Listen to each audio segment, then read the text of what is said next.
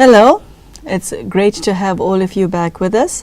We are now on episode 44 of the Gita Decoded, and we are now at chapter 13, which is entitled Yoga of the Distinction Between the Field and the Knower of the Field. Sister Denise is with us in the studio sharing her understanding of the text. Sister Denise, it's great to have you back. Welcome. Thank you. Sister Denise, I'm just going to go into the first stanza, the first shloka, and it contains some Hindi words which are not translated into the Hindi text, and I'd like you to tell the viewer what these words mean and the context in which it is placed. Arjuna said, Prakriti and Purusha, the field and the knower of the field, knowledge and the knower of knowledge. I wish to know about these, Krishna. In this translation, which is Winthrop Sargent, it's really considered the academic text translation that's used in the Western world. Prakriti is basically matter, and Purush is basically the spirit. But normally speaking, Purush is described as the man or the person, and Prakriti, the body. The spirit knows the material world, and the material world is the field. So I would put it like that. In this case, knowledge is the object, Prakriti, and the knower of knowledge is then Purush. So the whole thing of the relationship between Purush and Prakriti. And it's interesting to note that in the chapters up until now, everything is the omnipresence of God. Everything is God within God. And yet here, it's clearly distinguished. So matter and spirit, two completely different things, which I find very interesting because that is also how we work with it in Raj Yoga of Brahma Kumaris. There's God, Supreme Purush, then there's Purush, the regular person, and Prakriti, matter, or the body also, Prakriti. The answer to that question, Denise, that's given in verse 1 reads, the blessed Lord spoke, this body, Arjuna, is said to be the field, and he who knows this is called the knower of the field by those who are wise in such things. So that validates it and clarifies what I was saying before. The soul knows the body, and that knowledge is wisdom, to be aware of the difference between I who am and this my body through which I operate. Sister Denise, when we meet Krishna and Arjuna, they are on a battlefield. Does this title and this chapter refer to that field itself, or does it refer to something else? In the beginning, you have it called Kurukshetra, Kshetra, the field. And you have also the term Karma Kshetra, the field of action. So the world, the space in which karma occurs. Where it's looking at the knower and the known, it's to do with the soul, who is the knower, and anything that you can perceive through the sense organs belongs to the material world, so that would be Prakriti. The war, does it come into play in as far as the first two stanzas in this chapter is concerned? At this point, we're not really talking about the war, we're just distinguishing between the soul, who is the perceiver, and the action that is occurring in the material world, which is the foundation of events. You see, the material world is really Prakriti, but your body is also Prakriti. The knower knows the body, and then anything that is extended from the body in the material world. I found the next shloka interesting. Know also that I am the knower of the field. In all fields, Arjuna, knowledge of the field and of the knower of the field, that is considered by me to be true knowledge. Well, it's continuation of the same idea. The soul is the one who has intellect, the organ of becoming aware of something. The knower knows because of having consciousness. And then the field is, again, by extension, the material world. But you can also have the battlefield. Any kind of area in which you work would also be called a field. Sister Denise, when I go on to the second stanza, God is continuing his conversation with Arjuna, and he says, "Know also that I am the knower of the field. In all fields, Arjuna, knowledge of the field and of the knower of the field, that is considered by me to be true knowledge."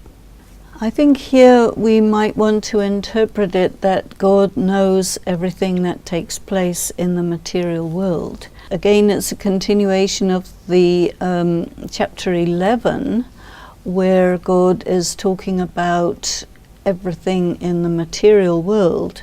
So the cycle of time in which the world moves through all of its changes, knowledge of the creation from the beginning, continuation and end, you could say that it is referring to that. The next shloka that I found interesting was verse 5, that reads, "The great elements, egoism, intellect and the unmanifest, the senses 10 and 1, and the 5 objects of the senses." And then it goes on to other aspects like desire, hatred, pleasure, pain. This briefly is described as the field with its modifications. He's referring to matter here, is he not? And then the subtle aspects that control matter within the human soul. And when he's mentioning 10, that would be the 10 gates, the 10 orifices of the body, and 1 would be the third eye. Oh, that's interesting. I would say, yeah. And then the 5 objects of the senses is anything that you can see, hear, touch, taste, and smell. From stanza 7 onwards, Sister Denise, the aspect of modifying one's personality, absence of pride, freedom from hypocrisy, non-violence, etc. And again, neutrality, and stanza 8 is highlighted again. Non-attachment comes up in stanza 9. And then going on to verse 10, "An unswerving devotion to me with single-minded yoga, frequenting secluded places, distaste for the society of man, etc. And this is declared to be true knowledge. Ignorance is what is contrary to this." This chapter, Sister Denise, seems to be God sharing his knowledge with Arjuna of the body and the soul, and then how to manage both and get to him. Yes, we also see in this that it's really encouraging the idea of sannyas, which is moving away from society, going into solitude, going away from the worldly world in order to be able to stay in remembrance of God. And in Brahma Kumari's form of Raj Yoga, we feel that you ought to be able to have yoga in the middle of everything. It is true that it is easier, more pleasant to meditate in a secluded place with solitude and so on, but you don't always get that, and you have to be careful not to be dependent on physical circumstances in order to be able to meditate effectively. What's being said here is that if you're in the worldly world, then you can't really develop yourself spiritually, and you have to go away from the world. So it's really making a distinction between the worldly world as a very negative place, you can say. And yet what we feel in Brahma Kumaris is that, okay, it may be a negative place, but if you meditate there, then you're going to bring positive energy into that, and you can actually transform that, because matter in a way is neutral, and it depends on how you, Purusha, interact with it as to whether it's, you know, beneficial or non-beneficial. The main thing is to assert your mastery over the condition of matter. I see egotism comes up in shloka number 8, and specifically the absence of egotism, which highlights the fact that it's an obstacle in one's spiritual progress, isn't it? Yes, you know, we use the term soul consciousness and body consciousness in Brahma Kumaris, and we have an expression, Deh Abhiman and Dehi Abhiman. So Deh Abhiman is like pride of the body, arrogance, and Dehi Abhiman refers to something much more subtle, pride of the self as a soul, that which is beyond the body. I think that in this shloka is really looking at egotism in the sense of Deh Abhiman, arrogance of the body.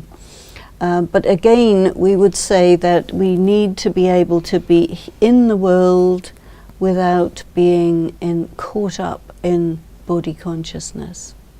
Actually, if you look at shloka number 9, you will see that here the person is son, wife, home, and so on. Actually, this is what we practice in Brahma Kumaris, non-attachment in the context of all of these. So that's really very much in line with what we feel. What you just said about being in the world and meditating in the context of the world rather than away from it is validated or reiterated in stanzas 13 and 14, which reads as follows: having hands and feet everywhere, eyes, heads and faces everywhere, having ears everywhere, that stands enveloping everything in the world, shining by the function of the senses, yet freed from all the senses, unattached yet maintaining all, free from the qualities yet experiencing the qualities. Yes, absolutely a perfect description of what I think we want to be, which is also called the lotus life.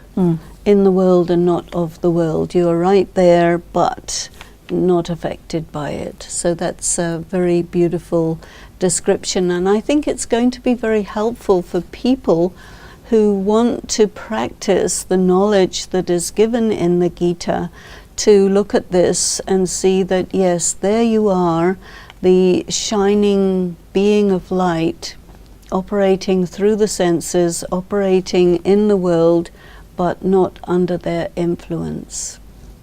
Verse 15 is quite cryptic, and I think it just takes the subject further. Outside and inside beings, those that are moving and not moving, because of its subtlety, this is not comprehended, this is far away and also near. It's very cryptic, isn't it? Very cryptic, yes. And the message is?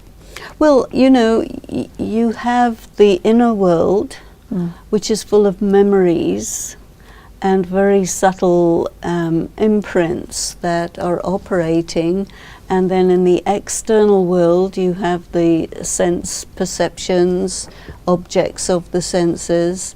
Things that are moving means anything material, and things that are not moving means anything non-material. So anything to do with your spirit is, in a sense, not moving in that sense. But animate and inanimate. Animate and inanimate, Okay. yes, that too. Interesting that it says this is far away and also near. I'm not sure exactly how we're going to work with that. I thought of truth. Truth. Isn't truth far away, near? It's so near. But it's very cryptic. It's a can puzzle. Interpret, Yes, you can spend hours staring at the stanza and thinking, okay, I see this, no, but it could mean this, and it could mean this. But that's a very good verse to meditate on, because you really need to adjust your mind to look at it 100 different ways. And I think that by sitting with it and contemplating on it, it would give you insights, and that's really good meditation. I'm going to go now to verse 17. Also, this is said to be the light of lights that is beyond darkness. It is knowledge, the object of knowledge, and that which is to be attained through knowledge. It is seated in the hearts of all. So that has to be a reference to self-realization. Yeah. 18. Thus the field, knowledge, and the object of knowledge have been briefly described. My devotee, understanding this, enters into my state of being. That is a very warm invitation. Yes, and it reminds us also of other instances where God has mentioned this, that you can enter into my state of being, which has also been qualified as the avyakt state. That means that you are really away from vyakt, which is the bodily state, materialistic state, to being very aware of your spirit, your state of being when you're spiritually awakened, and so that you're in the midst of everything but yet absolutely detached and having the same angle on the material world as God has. Sister Denise, how would you interpret verse 19? Know that the material nature and spirit are both beginningless. But it says a lot. And it goes on to say, and know also that the modifications of the field and the qualities too arise from material nature. Yeah, material nature, so Prakruti being in my angle is matter. Matter, as Einstein has told us, cannot be created or destroyed. And that means that it has no beginning. It also means it has no end. So the material world is a continuity, and the spiritual world and the spirit, the soul has no beginning, no end. Souls are neither creatable nor destroyable. They are just there. And what is the change that takes place in the world of matter, from sato to rajo to tamo, the decline in quality, and then God's influence is to transform it from tamo pradhan to sato pradhan. So God is called the purifier, and the soul also passes through change because of its connection with matter. When the soul is in the paramdham, in the Brahmand, there's no change because there's no action, there's no connection with matter. So contact with matter, that means being incarnated in the body, causes both the soul and the body to go through sato pradhan, sato, rajo, tamo, and tamo pradhan stages. So I think this is quite clearly describing this. I found the introduction of the law of karma in verse 20 interesting. This is how I interpret it, and you must correct me if I'm wrong. Material nature is said to be the cause in the producing of cause and effect. The spirit is said to be the cause in experiencing of pleasure and pain. Yeah, very interesting. That was a wow, wasn't it? Yes, because it's not until the soul is in contact with matter that there is any movement, because the soul is the animating force. As soon as you come into your body, you start breathing and moving around, and therefore there is action, therefore cause and effect. And the experience of the effects of doing action is experienced by the spirit, by the soul, either as pleasure or pain. So it's very interesting that the two are separated like this and brought together like this. So very, very interesting verse. And I think, again, a very important verse to spend some time meditating on. 21, for the spirit abiding, capital S, I want to ask you why capital S just now. Abiding in material nature, experiences the qualities born of material nature, attachment to the qualities is the cause of its birth in good and evil wombs. That's somewhat concerning, the way it's described. Somewhat concerning. Good and evil wombs. I've never heard of a womb as being an evil place to be, because birth is a joyful place. But it's not referring to the womb itself. Yes, it's yes. your karma. Well, no, the womb itself also. A womb can be evil? Yeah. Oh, goodness. There goes the miracle of birth. That's shattered that picture from my mind. Okay, but take us through your take on the whole of verse 21. Capital S. Start there, please. Okay, well, whenever you see spirit with a capital S, I think we're looking at the enlightened person. So that means you're operating from your soul conscious state as opposed to your body conscious state. So I think that's where I would see the capital and the small s. So the enlightened soul is in the body, abiding in material nature, and you experience the processes of passing through change from sato, rajo, tamo. It says here, attachment to the qualities. In reality, what happens when you're connected to a body is you get attached to your body, and you also perform karma through your body. Now, there is a law that says that whatever is your state of mind when you leave the body, that will dictate the kind of birth you will get. So a good womb would be a womb of a mother who is healthy, who is eating well, who is experiencing a good life, not being damaged in any way, not being hurt.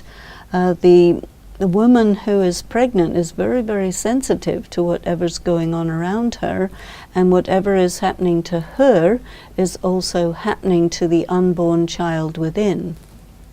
And an evil womb would be a mother who is pregnant, who's experiencing maybe abuse, maybe taking in drugs, alcohol, tobacco.